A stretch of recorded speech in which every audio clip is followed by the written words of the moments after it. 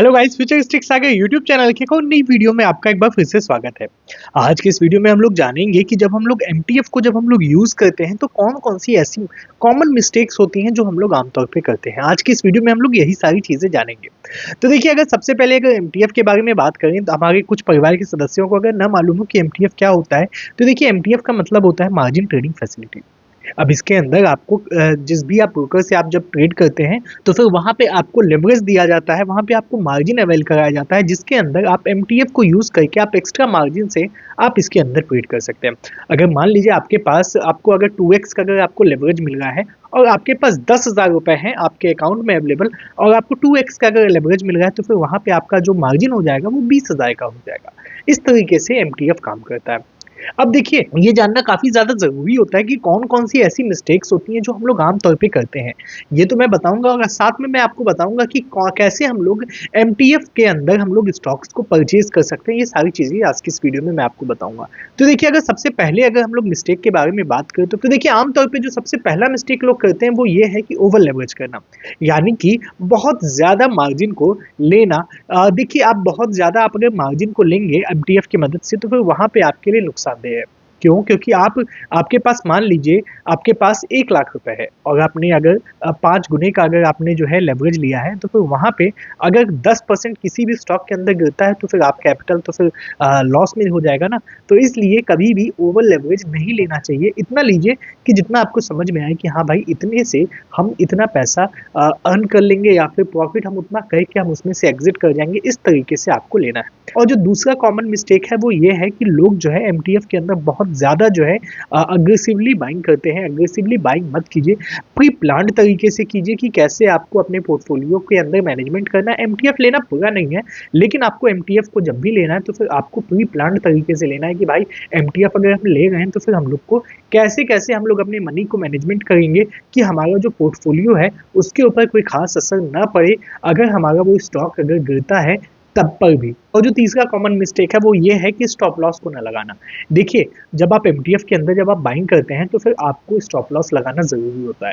क्यों ज़रूरी होता है? मान लीजिए आपने जिस स्टॉक के अंदर आपने खरीदा है, जिस जिस स्टॉक के अंदर आपने इन्वेस्ट किया है, अगर वो स्टॉक अगर उसके अंदर फॉल देखने को मिलता है तो फिर बहुत ज़्यादा लॉस होने से अच्छा है कि एक कैलकुलेटेड लॉस अगर होता है, आपको एक डेफिनेट नंबर का लॉस होता है तो वहाँ पे वो आपके लिए ज़्यादा बेहतर होता है इंस्टीड ऑफ कि आपका बहुत ज़्यादा लॉस हो जाए। इसलिए आपको स्टॉप लॉस लगाना, यूज़ करना काफ़ी ज़्यादा ज़रूरी होता है एमटीएफ के अंदर। और एक और जो कॉमन मिस्टेक है वो ये है कि लोग ट्रेडिंग करते समय, इन्वेस्टमेंट करते समय इमोशनल हो जाते हैं।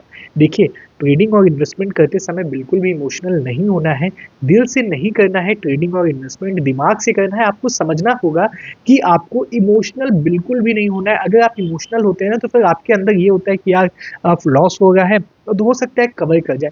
आप समझिए, एमटीएफ के अंदर आप जब बाइंग करते हैं तो आपको बहुत ही कैलकुलेटेड तरीके से चीज़ें करनी है।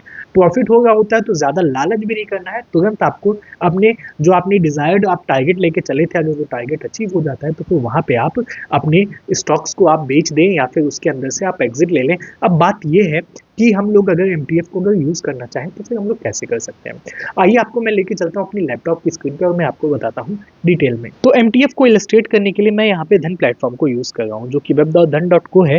ये धन का ही वेब एप्लीकेशन है। अगर आपके पास धन के अंदर अकाउंट नहीं है तो फिर आप डिस्क्रिप्शन में दिए हुए लिंक से आप इसे फ्री में ओपन कर सकते हैं। अभी मान लीजिए मुझे एक स्टॉक को बाइंग करनी है, ये एक सिर्फ इलस्ट्रेशन पर्पज से मैं एक स्टॉक को ले रहा हूँ। जैसे मैं ले लेता हूँ IRFC को। IRFC के ऊपर मैंने जब क्लिक किया तो फिर यहाँ पे मैं जाऊँगा बाइंग के ऑप्शन पे। बाइंग पे क्लिक करने के बाद आप यहाँ पे एमटीएफ का सेक्शन देखेंगे, यानी कि मार्जिन ट्रेडिंग फैसिलिटी, जिसके बारे में हमने अभी बात की थी। एमटीएफ के ऊपर आप क्लिक करने के बाद आप यहाँ पे देख पाएंगे कि यहाँ पे आपके पास मल्टीपल ऑप्शंस दिखाई देंगे। एक तो मार्केट का कि आप मार्केट प्राइस पे आप यहाँ पे बाइंग कर लें।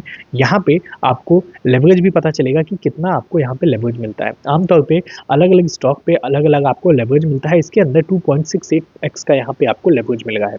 आमतौर पे एमटीएफ में अप टू 5x का आपको इसके अंदर लेवरेज मिल जाता है धन प्लेटफॉर्म के अंदर। आप यहाँ पे देखेंगे कि यहाँ पे आपका 137 पर स्टॉक रुपीज़ यहाँ पे लग रहा है, 137 रुपीज़ 75 पैसे। और यहाँ पे अगर एमटीएफ से आप अगर बाइंग करेंगे तो आपका यहाँ पे 51 रुपीज़ और 38 पैसे यहाँ पे लगेंगे।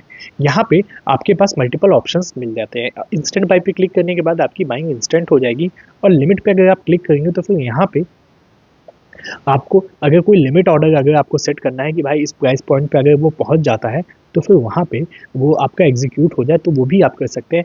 ट्रिगर में आप यहाँ पे मल्टीपल ऑप्शंस के बीच में स्विच कर सकते हैं, यानी कि प्राइस भी आप इसके अंदर सेट कर सकते हैं और ट्रिगर प्राइस भी आप यहाँ पे सेलेक्ट कर सकते हैं। इंस्टेंट बाई पे क्लिक करने के बाद आप इंस्टेंट आप यहाँ पे बाइंग कर सकते हैं।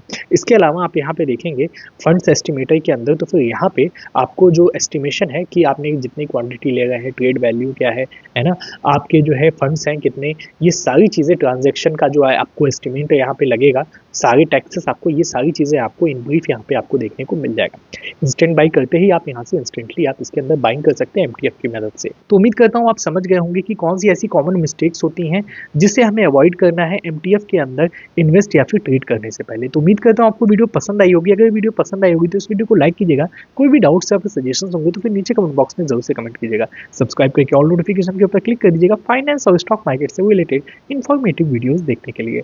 मिलते हैं नेक्स्ट वीडियो में, तब तक के लिए जय हिंद, जय भारत।